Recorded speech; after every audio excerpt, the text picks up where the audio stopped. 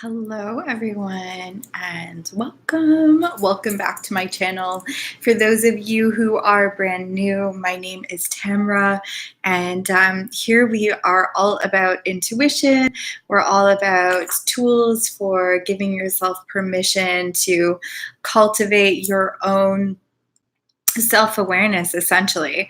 And a lot of that right now is about tarot and oracle and just mystery and all this good stuff.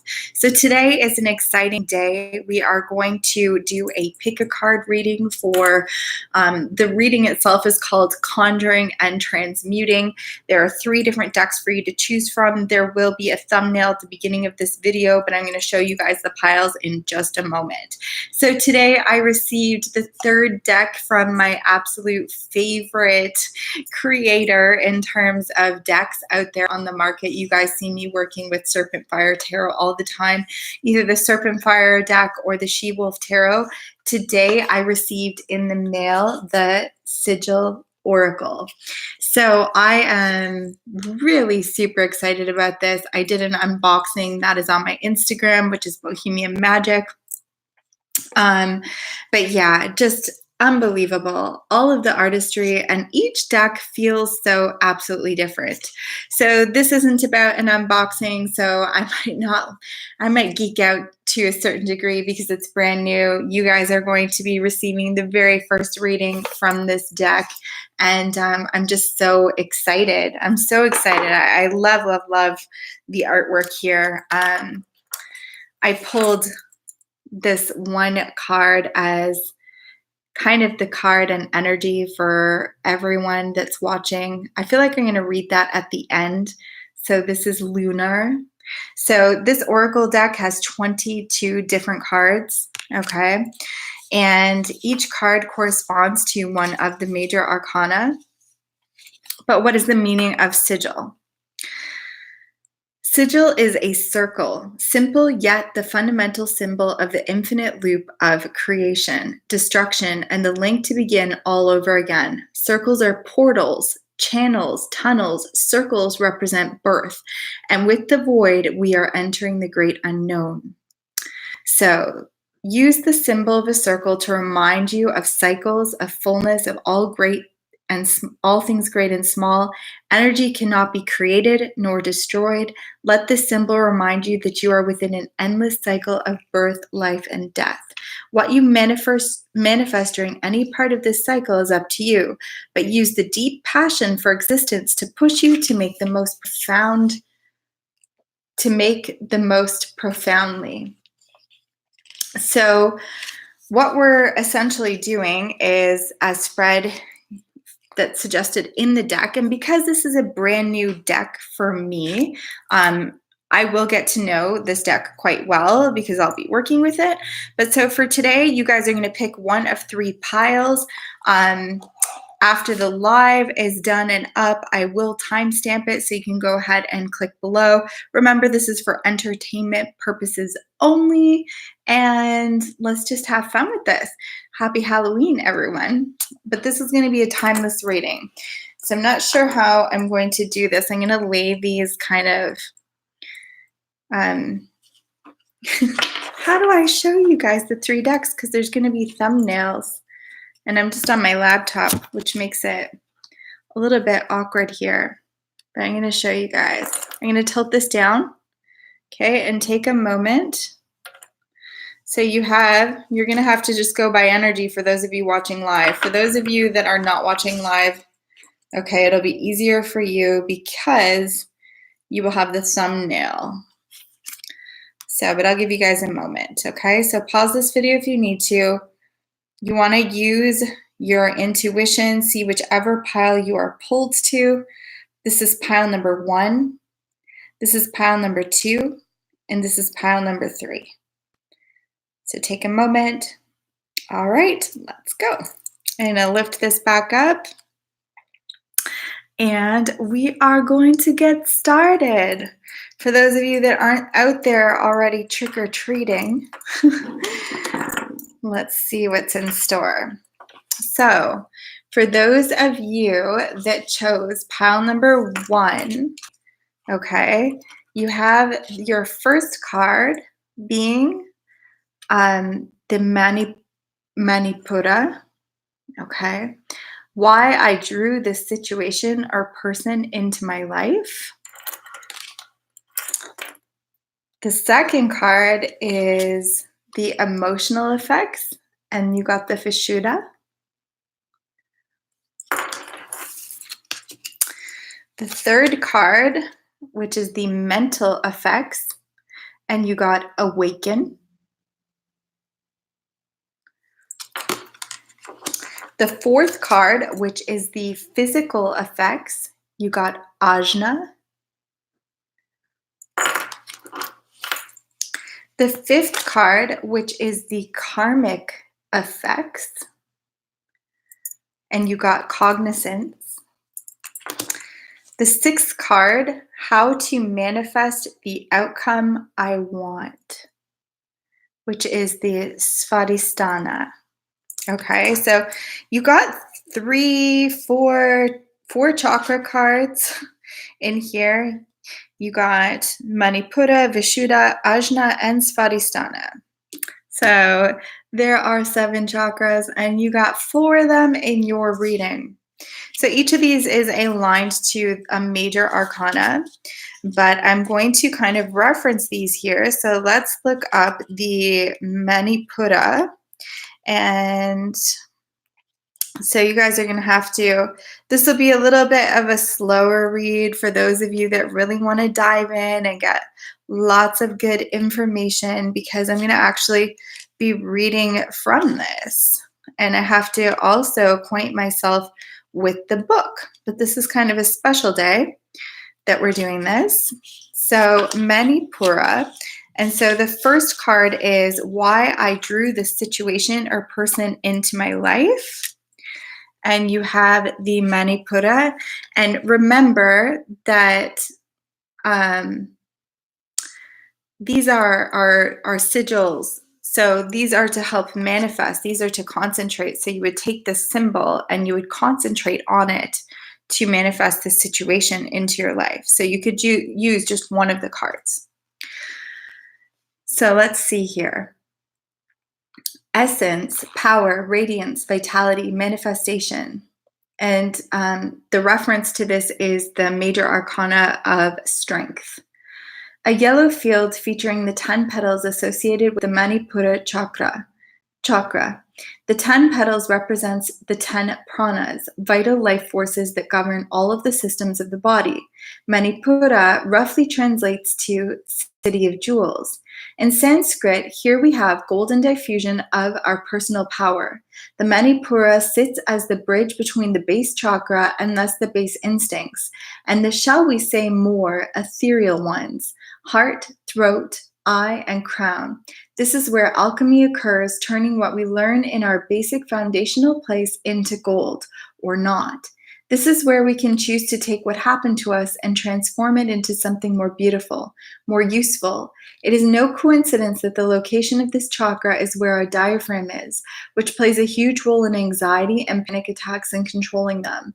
Our self-control arises here, so we must use the Manipura as the alchemizing machine that is, and find golden stillness here. Beautiful. Really beautiful. So that is Manipura. Now we are going to look up Vishuddha. Vishuddha tarot reference is justice. So the first one is strength. The second one is justice. Some of you guys are feeling like you're needing to be really strong right now, perhaps in some type of situation where an injustice was imposed on you. Some of you might be dealing with some type of contract or binding relationship or situation, whether it's work or family or something like that. Others might be going through some type of court situation. Card number 2, the Vishuddha, is the emotional effects.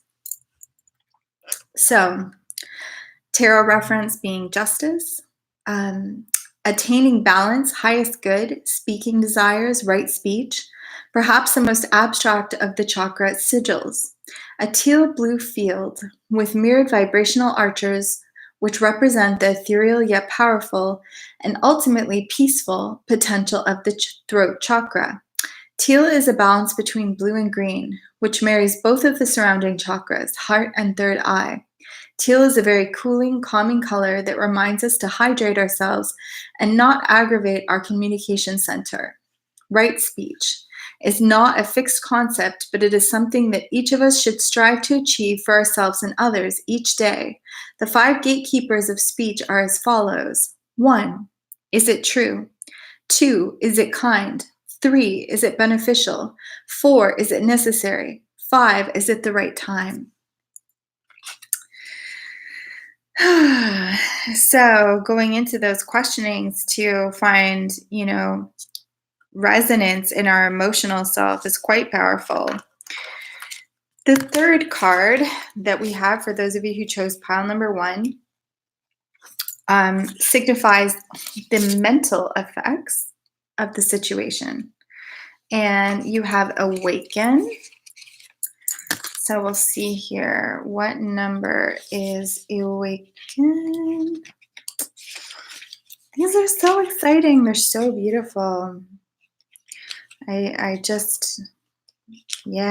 so in love with all of these decks. And this one is so different than anything else that I have. So again, this is the mental effects of the situation. Awaken. Okay. If you are in the midst of your own awakening, much is likely changing, and there may be an identity crisis forming or in full swing.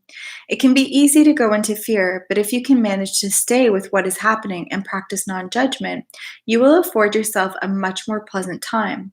Try to connect with those who have had similar experiences right now. Manifestation mantra. I accept my new level of consciousness and welcome the gifts as well as the challenges that accompany it. I accept my new level of consciousness and welcome the gifts as well as the challenges that accompany it. So the fourth card is the physical effects, and you have the ajna. Okay, so we're going to look up the ajna now. So this is the physical effects of the situation. All right, and awaken, the one that we just did. I'm curious, what was the major arcana for that? I'm sure that I said it, but I kind of want to ingrain it in my brain. Okay, it's the Chariot. So awaken is the Chariot. So as you're ingraining this new consciousness that you have, you'll be moving forward, to new horizons, things that all of, that careful planning has come into play with. So now we're going to look up the ajna for the physical element of what's going on in reference to your situation. And the ajna, which makes perfect sense, is the High Priestess. So the physical aspect of your situation, all-seeing wisdom, inner journey, insight, intuition, spiritual awakening. An indigo field featuring the traditional ajna symbol is a part of this sigil. The 2 petals of the lotus representing the Ida and Pingala channels of energy on either side of the spine, or the Sushumna channel. The downward triangle represents femininity, and the crescent and the dot are a portion of the Om symbol. Om, or Om, represent the threefold division of time. A equals awakening state, U equals dream, and the M equals the state of deep sleep. The dot at the top implies the state of Turiya, pure, infinite consciousness. The I in the center is the more obvious suggestion that our consciousness is waking up. Your vision will become clear only when you can look into your own heart. Who looks outside dreams, who looks inside awakes. Carl Jung. Within this card, we have the unfolding of inner consciousness and looking inward.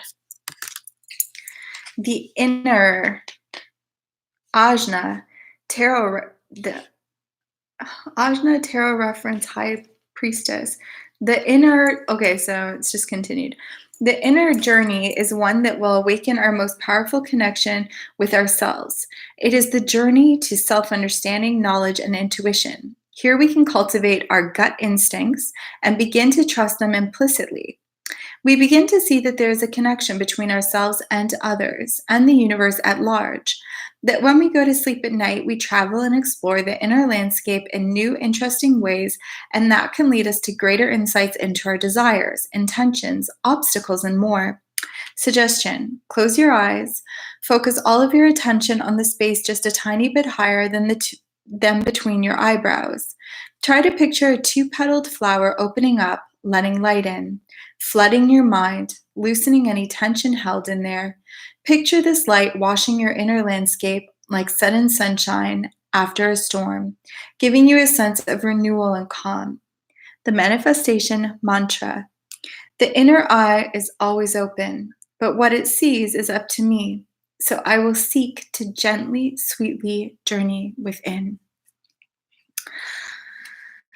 So I think that this is how I'm going to interpret this in the physical sense is what's going on in the 3D manifestation of your situation is you're really vibing high priestess, really intuitive, really seeing things for what they are from those depths, those dreamy landscapes, the signatures between realms. Card number 5 is the karmic effects, and you got cognizance, which I recall is the Hierophant. Okay, so the karmic effects, this could be a spiritual teacher, this could be like a marriage, this could be just some type of wise relationship or wise embodiment. So your karma was being met with some aspect of wisdom. Okay, some aspect of marriage, whether it's spiritual or in the physical plane. So let's look for cognizance in here. In this sweet little booklet, so precious.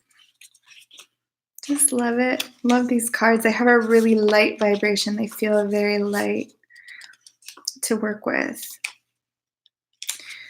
Da-da-da. Okay. So this is the karmic effects of the situation. It can turn into wisdom over time when we employ what we have learned in our life. But this is not quite the time. This is the time to gather information, gain guidance, put pieces into place, and build a bigger picture. Suggestion: try to view everyone you encounter as a teacher. The quote, "We are just all walking each other home" by Ram Dass has a perfect application here. Whether or not we learn a particularly pleasant lesson from certain people is another story. But it is still a lesson nonetheless. Gather as much as you can, but remain mindful of being too superficial. See how you can actually apply what you are learning to your life and honor those who have provided you with the lessons with gratitude. Manifestation mantra: I gather awareness into my basket. So for some of you guys that are like actually dealing with a karmic marriage, you know, right now, just like seeing that the way like that it's coming up in the karmic position, you may take this beautiful lesson, whether it's just, you know, a specific relationship in your life or even a marriage, that you can learn, you know, take everyone as your teacher, because it's so easy to get stuck in you know, lower vibrations when things are karmic and things are challenging. But this is that call to rise above that and find the wisdom in the situation. Your last card here, so 6, how to manifest the outcome I want. You got Svadhisthana, which is the sacral chakra, the second chakra. Some of you guys will be more like familiar with it in that respect. So something creative, loving, sensual, something that needs to be birthed. So it's quite fitting. You're going to manifest and create Svadhisthana. So we are on the last card for those of you who chose pile number 1. And I will put a thumbnail on here afterwards. Okay, where is it? Where is Svadhisthana? Svadhisthana. Where are you? Manipura, Muladhara, Sahasrara, Svadhisthana. So here we go. Are you ready? Hello to everybody that's online. This is in reference in terms of the major arcana to actually the devil. So, and this is your manifestation card. How to manifest the outcome I want. How to manifest the outcome you want. Fertility, life, basic instincts, physical desires. A tangerine and orange field featuring a non-traditional Svadhisthana symbol. Usually there are 6 petals associated, but here we have nearly 8, but 3 are divided, not quite complete. This is to point towards partial development, leading into the potential for more. 8 in numerology is the merging of physical and spiritual essences. This element is important because we also have rudimentary lingam and yoni. See these cards for more. Symbols within the chakra space, as the creation of life is both development, fixed stages, and potential, yet unrealized abstract energy. As with the Muladhara card, we have 2 legs or tendrils pointing downward, as this chakra is also very closely associated with earthly energies. This chakra is ruled by fertility and the conception of life. If we view the Muladhara as the cauldron or pot where all of the ingredients meet, Svadhisthana is where the elements bond and form into something. It is the Higgs boson of our physical, spiritual, and emotional development. It is the beginning of true alchemy, Manipura. With this card, we are being asked to create something, to utilize all of our potential, all of the seemingly chaotic forces around us for something amazing, to align our intentions towards a single purpose, to become single-minded in the pursuit. Suggestion: it is easy sometimes to become lost in the potential and our desire within it. Life is fleeting and there is so much to do. Becoming solely focused on one thing at a time can be very helpful and lead away from an anxious process. It can also help us become aware of the very thing we are placing our attention upon, seeing subtle nuances and beautiful details that we would otherwise miss. For a time, become tenaciously, stubbornly single-minded. Manifestation. I seed my desires with my intention and focus my energy to make it happen. All right, so that's very beautiful. And again, like the way that you would use these, like in magic, you know, is you focus, you meditate on the image to help bring to life. So there's all of these layers that are combined in the image, and you focus on your intention, and the intention weaves into the image. So it's like a visual concentration. And you could place your sigil like somewhere where you would see it regularly, so you would continuously impregnate that idea. So yeah, I'm just so excited and so thrilled with these. I thought that was really beautiful for those of you who chose number 1. And I mean, your last card about manifestation is about fertility. It is about birthing. And your first card was, you know, about this process of transformation and change. And so really beautiful. I think that it flows super well. So for those of you who chose pile number 2, okay, for those of you who chose pile number 2, your first card is the Eternal Return. The Eternal Return. And I'm going to read these each to you guys, okay, in a moment, what they mean. So we're doing a Conjuring and Transmuting read, and it's a pick a card. There will be a thumbnail up, and you can check the timestamps below. Please give this a thumbs up if you're vibing with it, like, subscribe, all that goodness, okay? Yes, happy Halloween in the comments. So those of you who chose pile number 2, we are just beginning Eternal Return, okay, is your first card.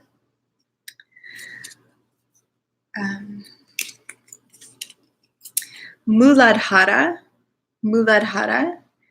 is your second card. Okay, so the first card is like, what is the situation? Okay, so the first card is why I drew this situation or person into my life is the Eternal Return. The emotional effects is the Muladhara. The mental effects is Karma. I just love them. They have black gilding, like a metallic black gilding. 4 is the physical effects, and you got Limbo.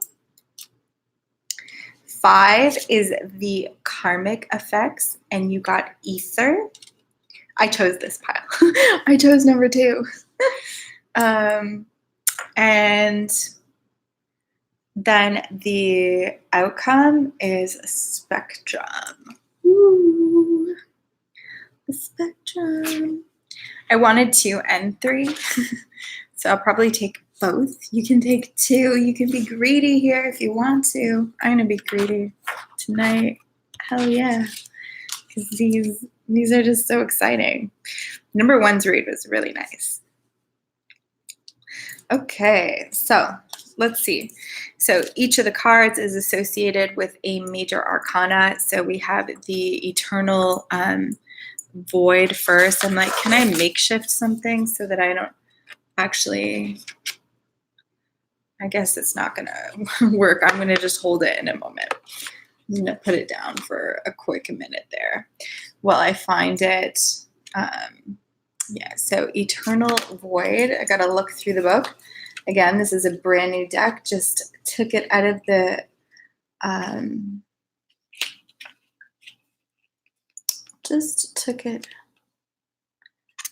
Eternal Return, so here we go. Just took it out of the package. I did an unboxing. It's up on my IGTV on Instagram if you want to check it out. So, Eternal Return, look at the juiciness of this card. This card asks us to bow down to the greatness of this cosmic lending. It asks us to take a moment and feel gratitude for the cycles that we are always in. And this reference is eternal. This is to the Death card. So this would be associated with the Death card. So again, the initial question for this in the Conjuring and Transmuting is why I drew this situation or person into my life. I pulled the Serpent Fire Tarot for myself earlier today, and what I pulled was the Death card. So this is just perfect. You know, first, Vedic sidereal astrology, we're moving into Scorpio season soon, just in like a couple weeks, around the 16th or 17th of November. In Western tropical astrology, Scorpio season has already begun, and it's Halloween, so it's kind of a perfect night for death. So, suggestion: change is constant and inevitable. If we are currently letting go of something, thank it for its time and what it brought us, and wish it well.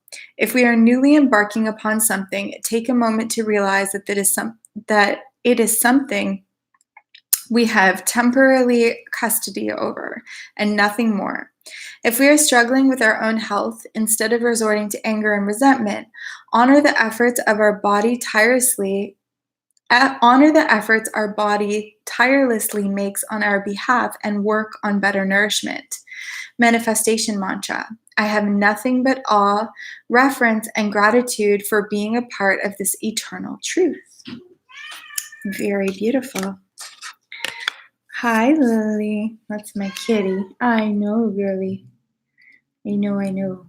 Okay, so card number 2 is the emotional effects. And we have the Muladhara. The Muladhara. She's very vocal, clearly.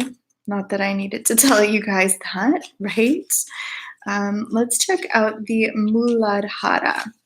So the Muladhara, which is the emotional effects of the situation, is reference to the major arcana, the star. So I guess it's 2 pages. Here we go. So essence, foundation, beginning, chances, unfolding, development, an earthly field with the traditional red color associated with Muladhara in the center.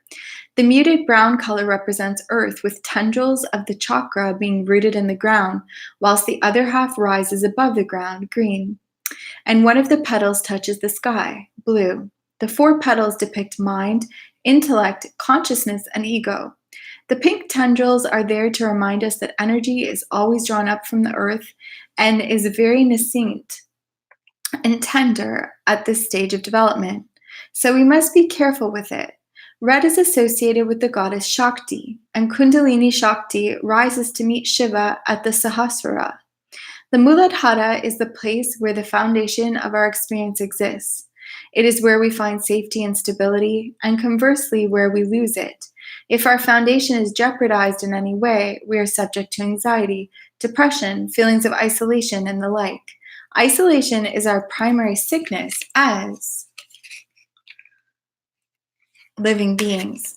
We believe that trauma forcibly and unequivocally shows us the world is scary, and we must become reclusive from it, either physically or emotionally or both.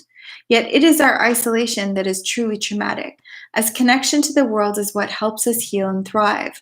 With this card, we are being asked to mend any of the wounds that have arisen to splinter our foundation, to go deep, deep down, to go to the original traumas and clear the way for healing. Go into nature and walk barefoot. Feel the earth beneath your feet, all of the sensations. Imagine yourself being gently electrified by the currents of the earth, clearing the pathways in your core that have become blocked with trauma and pain. Imagine those currents coming out of the top of your head and merging with the heavens. Manifestation mantra. The only disconnection that's real is in my mind, and that is as impermanent as the wind. So beautiful. So card number 3, you got karma, which is the mental effects. So let's look up karma for the mental effects.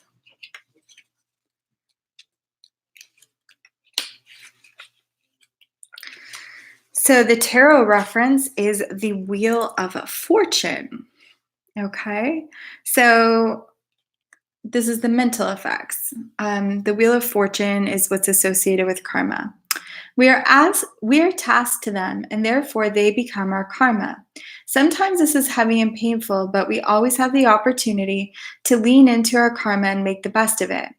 Suggestion: although karma is inescapable, it is not a prison sentence. What are some of the ways in which we can make our burden lighter? What help can we ask for? What regimens will help us organize it? What mental and emotional practices will work best?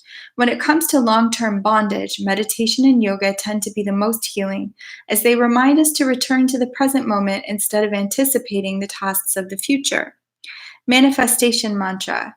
There is so much I can do with my karmic lessons, and I will embrace them with patience. So, there is this complete transformation happening with the first card representing death, the second, the star, the third, karma. So, unfolding, healing, approaching your karma or the situation in the best light possible. The next one is the physical effects. Card number 4 is the physical effects, and you got limbo. So let us find the limbo. Oh my goodness, she's so talkative.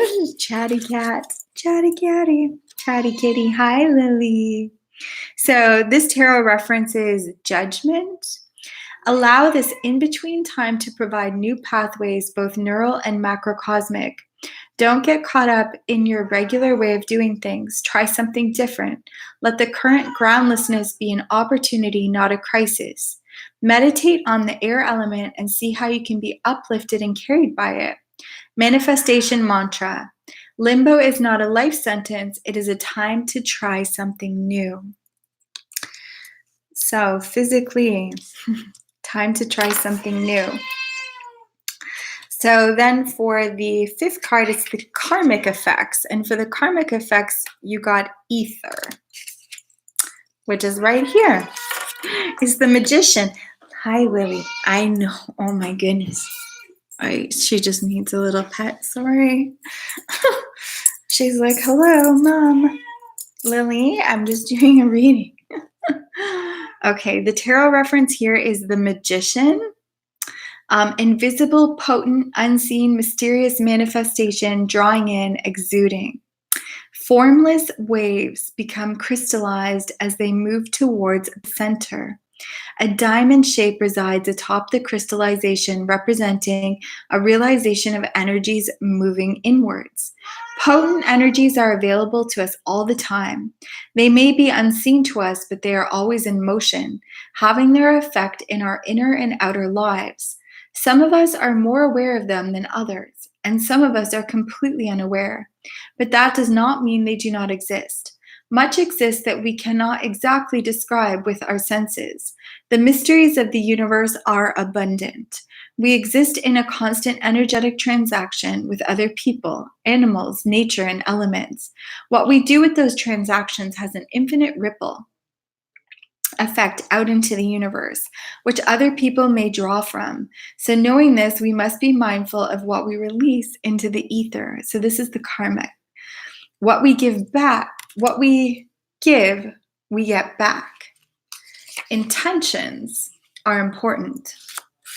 Suggestion: journal, voice app, or notepad, discuss 5 things that you've noticed in the past have hindered, blocked, or splintered your manifestations. Focus on mindsets, narratives, and reactions you've had that created a negative effect. See how you can reconcile what you want with how you go about getting it. See if there is a way to manifest what not only serves you, but the universe at large, whereby you put good energy back into the ether at the same time as drawing from it. Manifestation mantra. I only draw from the ether what I need, and I send out what will benefit all. And so the last card here, which is your manifestation card. So this is card number 6, how to manifest the outcome that you want. And you have spectrum. Spectrum. I just love this card so much. I really love these cards. This one is just really excites me. So let's find spectrum and see what is that associated with.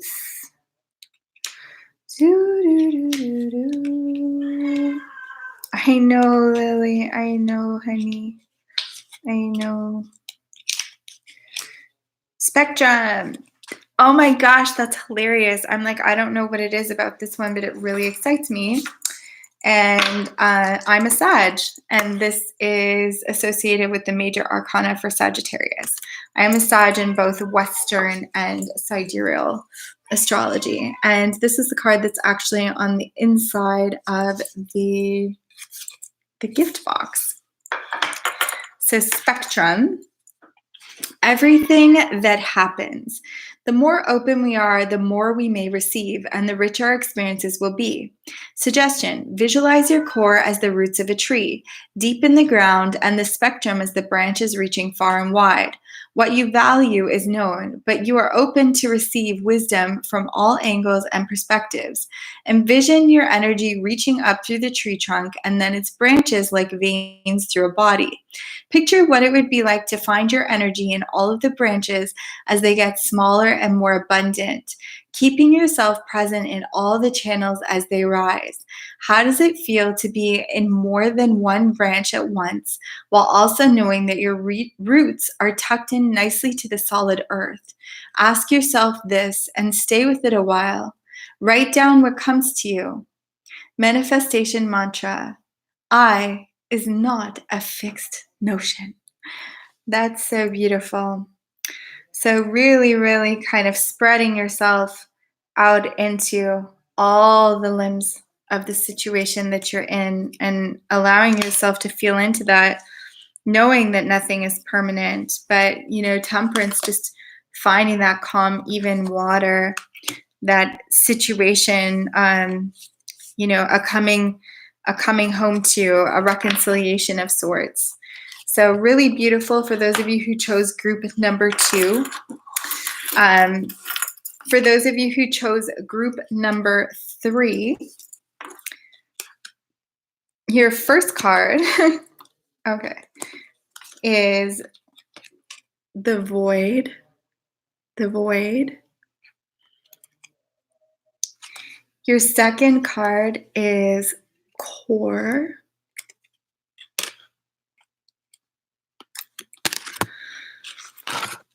Your third card is Lingam.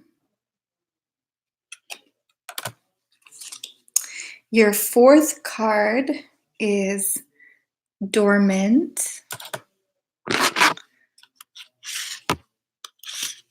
So each of these are associated with the major arcana. I know that Void is the Tower, the Lingam is the Emperor, Dormant is the Hanged Man.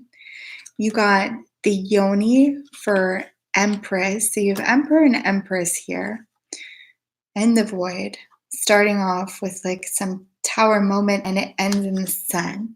So I chose pile 2 and 3. I was just greedy tonight. I wanted 2. So I'm excited to read this too. So far, number 1 and 2 were both awesome, and this one is looking pretty damn cool also. Starting off with the Tower and ending with the sun. So what? Very exciting. So this is Conjuring and Transmuting reading. So the first card, which is the Void, is why I drew this situation or person into my life. So let's see. Where is the Void? I'm going to get to learn these cards with you all. So today's reading is extra super long because I'm reading all the references. So the Void, the Tower, opening, abyss, nothing, something, potential, tabula rasa, beginning of all. A circle, simple, yet the fundamental symbol of the infinite loop of creation, destruction, and the link to begin all over again. Circles are portals, channels, tunnels. Circles represent birth, and with the Void, we are entering the great unknown. This is a card of utmost potential and yearning to make something out of the infinite possibilities before us. All of the building blocks are available to us in the Void. Everything that was, is, or ever will be is here. The universe has given birth to us, and now it is up to us to express our divinity, using the vehicle of this body to create what we wish. Suggestion: use the symbol of a circle to remind you of cycles, a fullness of all things great and small. Energy cannot be created nor destroyed. Let this symbol remind you that you are within an endless cycle of birth, life, and death. What you manifest during part of this cycle is up to you, but use the deep passion for existence to push you to make the most profoundly beautiful impact on all around you while you can. Manifestation mantra: out of the depths of the Void comes my truth.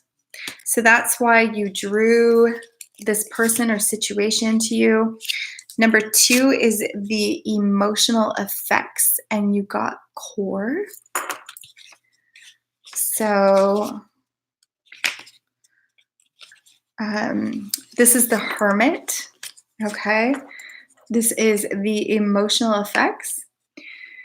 The Hermit, ball, instinct, distill, pure, foundation, gut, principles, morality shifting, concentric circles atop a grounding foundation leading to black center.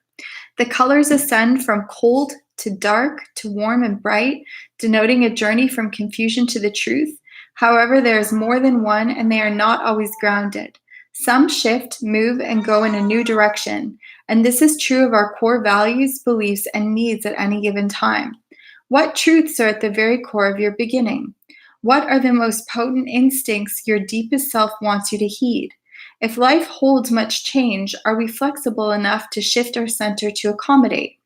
Each of us has a voice in the core that speaks clearly to us if only we will listen. If life is too loud and we have too many influences, we may not be able to hear what our gut is saying to us. Clear your mind using whatever techniques work for you. Meditation, exercise, journaling, making art or music, guided visualization are some excellent avenues for finding mental cleansing. Most importantly, do not allow the perspectives of others shape your inner voice at this time. They will never be your words or your feelings, despite their potential resonance. Listen to you. It is of pinnacle importance.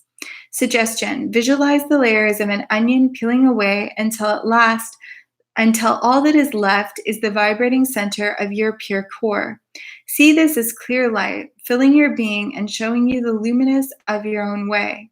Manifestation mantra: I clear the way for my inner voice.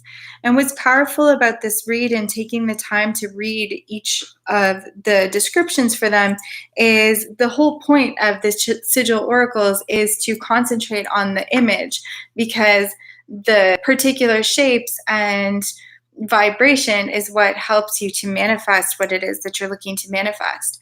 So we have your the mental aspect, okay, the mental effects right now, and you have the lingam, which is associated with the emperor. Okay, so the mental effects, let's get here. Let us find it. Did I pass? Might be. There it is. Okay. The lingam. So the mental effects. The tarot references the emperor. Okay. Making, telling, rising, shucking, taking, breaking, building, filling, commanding, giving. A simple phallus resides among two testicles that embody the spectrum of creation and existence. Life and power erupts from the white and black tip, representing the duality of cycles as seen in the void card. The male archetype, the god in his house of creation. This is the giver and taker. The male principle in history and society is that of making his mark, erecting his strength as pillars upon the earth, and creating a legacy all of his own. Self-care is practical, robust, proactive, and sometimes even aggressive, proliferating his seed across the mountains and plains, his excitement tied to his lust, and his lust a force of nature. Suggestion: use this sigil to manifest God energy into your life. Embody the energies of lust, proactivity, and consider how you would like to create your legacy. Meditate upon the louder centers of the mind and how to utilize them for your highest good. Meditate upon the aggression in your nature and how to channel it in ways that do not cause harm. Manifestation mantra: the power of God resides in my legacy. Very beautiful.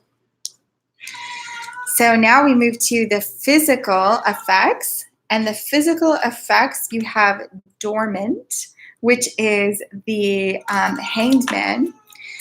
So let's look here for dormant. Okay. So the physical effects: shunning, shutting, willful ignorance, being stuck, awaiting a better time, hibernating. 3 closed eyes sit in separate spaces. Above and below them are inviting emerald crystalline prisms, which represent the potential for awakening. See the awaken card for the duality of this one. The eyes being in separate spaces suggests that there is no unity present, no universal effort happening. They are shut, which means they perhaps do not want to see what is happening before them. The middle eye, also known as the third eye or ajna, which is another card worth exploring in this deck, is also closed, which tells us that it is not just a mere case of quietude happening, but we are actually in a dormant state on all levels of being. What does dormancy mean in this case? Dormancy can come in the form as the aforementioned denial, when we have shunned away reality for too long, placing barriers up between us and what we have to deal with. But it can also come in the form of slowing down, quietening down, and powering down for a time. We must be careful about which one we are tending to, as the former will only lead to more suffering as a result. My goodness, Lily. Okay. If anybody doesn't believe me that she's actually just drives me crazy when I'm trying to work, it's like, I don't know, it's like she's like a baby. Okay. The latter, however, is an important phase we must all enter from time to time. Just like the earth, we too have seasons. We too must enter a restful slumber. We too cannot utterly exude life and bounty at all times. We need rest, rejuvenation, introspection, quiet. Suggestion: investigate which form of dormancy you are feeding. Are you in need of rest, or are you going into hiding? Or is it a little bit of both? What sort of self-care rituals can you employ while also not entering a state of neglect in your personal and professional life? How can you slow down but still tend to your responsibilities? So this is powerful because this is the 3D, like this is what you need to put into action. The manifestation mantra: the quietude of being is sometimes enough.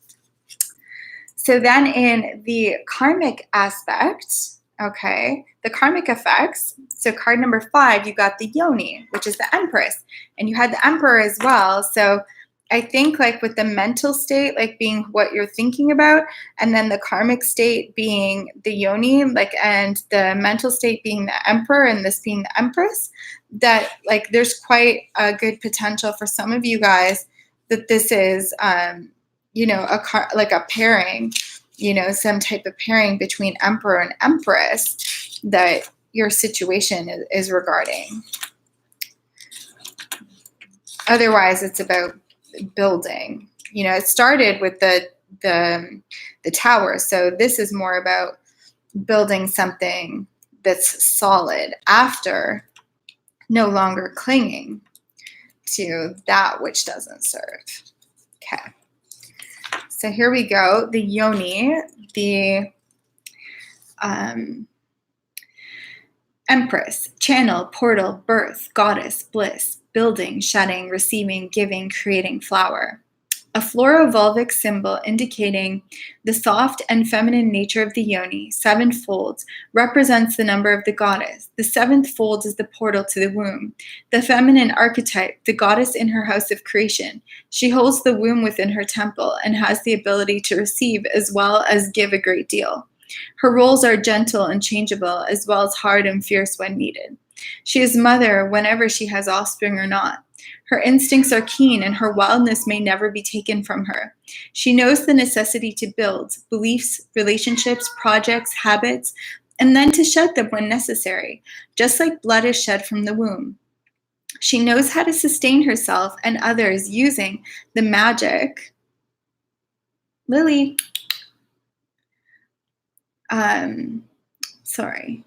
She knows how to sustain herself and others using the magic of her inner creative fire. She also knows that she must take special care of herself during times of pain or turmoil, and that it is more important to be than to do at times. Care and nurturing are crucial to her being, and self-love is paramount. Oh my goodness. Oh my goodness. Suggestion: use this sigil to manifest goddess energy in your life. Meditate upon the notion of softness and fierceness simultaneously, and how to embody both with grace and balance. Use this card on your altar and space, and pray to your special goddesses to invoke their strengths. The manifestation mantra: the power of the goddess resides in my powerful love. And the last card crowning your reading, which is card number 6, how to manifest the outcome that you want. And you have the sun, okay? You have the sun card, solar, the sun. Let's find it in here. Let us see. Da-da-da. Where is it? Here it is. Solar, the sun. So how to manifest, you know, what you want here. So again, these sigils are meant to be concentrated and meditated upon, because the magic or the mantra or the the combination of symbols helps to bring to light that which you're trying to achieve. So the sun, conscious, bright, life-giving, destroying, fine balance, illumination, masculine, time. A sun at different life stages is held by 4 points, which is reminiscent of the Zia, sun symbol. The 4 points represent the 4 directions, north, south, east, and west, and 4 seasons, winter, spring, summer, and fall. Life stages, childhood, early adulthood, middle age, and old age, and the 4 stages of the day, morning, afternoon, evening, and night. Below are 3 upright pyramids representing the masculine element of the solar energy. The sun is both friend and foe in its magnitude and intensity. It is an aggressive force shining so bright that we may not look directly at it. The closer we get, the more dangerous it becomes. Too distant, and the danger is not of incineration, but of freezing. Yet for now, in our perfect paradise home of earth, it is the provider of life. Without it, we would not exist. Its warmth is most welcome in the winter, and we can be a source of misery in the summer. So here we have the notion of fine balance and appreciating the fact that bringer and destroyer of life hail from the same source. With the sun, we also have the notion of time and cycles. The sun exists on a time scale we cannot fathom, yet on our scale, it also aids us in dividing our days from our nights. With each sunrise, we are afforded an opportunity to begin anew. It is the eternal blessing of this giant celestial body that for our lifetime we may choose to walk a different path after each night, experiencing what we wish. Suggestion: what this card illuminates in our life is very important to look at right now.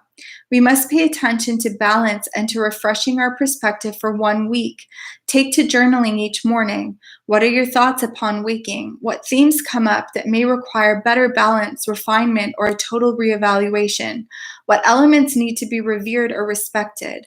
Manifestation mantra: the sun illuminates my possibilities and humbles me in tandem.